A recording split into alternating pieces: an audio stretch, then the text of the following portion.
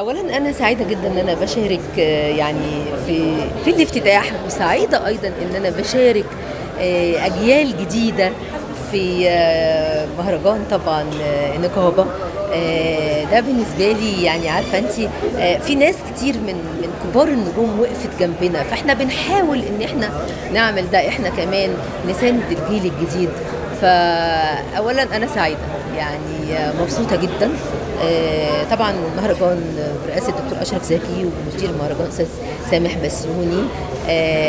وسعيده قوي قوي قوي ان انا بشارك المخرج الجميل اللي يعني بحبه قوي قوي من زمان، مش من النهارده. انا اول مره اتعامل معاه كمخرج، ولكن هو مخرج متميز جدا، الاستاذ مصطفى عبد السلام. طبعا احنا بنشارك بعرض عجب العجاب، قصه الاستاذ فؤاد حداد، عدها للمسرح السيناريست والممثل ايضا استاذ علوي الحسيني. بيخرجها طبعا بشكل جديد وفكر جديد، كوميديا استعراضيه الاستاذ مصطفى عبد السلام. معانا طبعا مجموعه من الشباب متميزه جدا في العرض. مشارك ايضا في العرض الفنان محمد أوركا، فنان جميل جدا، واكتشفت كوميديان عالي قوي.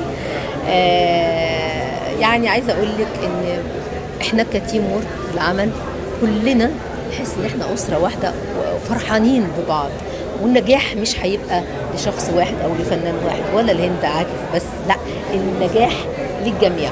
بتمنى ان الروايه تعجب الجمهور، بتمنى يا رب على قد الناس ما تعبت وعلى قد ما مصطفى تعب. ويعني انا بقالي 3 شهور بشتغل بروفات، وهم اعتقد بقالهم سنه بيحضروا يعني. فاتمنى ربنا يوفقنا ويكرمهم، واتمنى يعني يحصلوا على جوائز، مش شرط انا يعني، العرض كله يعني. في طبعا في يعني مواهب من معهد السينما ومعهد المصري يعني السينما المسرحيه، وفي ايضا معهد الباليه. معانا مجموعه كبيره جدا، معانا طفلتين صغيرين يعني امارات امارات امارات ديجا، وفي برضو طفله تانية. دول امارات، دول بدايه يعني، عارفه تحس ان هم فاكهه العرض، هم اللي بيبتدوا معايا في بدايه العرض.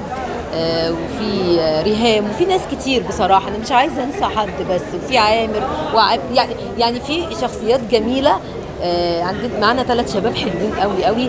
بصي الناس كلها امارات بجد، وانا يعني بقول الناس دي باذن الله والمواهب دي ان شاء الله، في منهم ناس اشتغلت قبل كده كتير، بس باذن الله العرض ده يبقى فتحه خير عليهم، وان شاء الله دول نجوم المستقبل.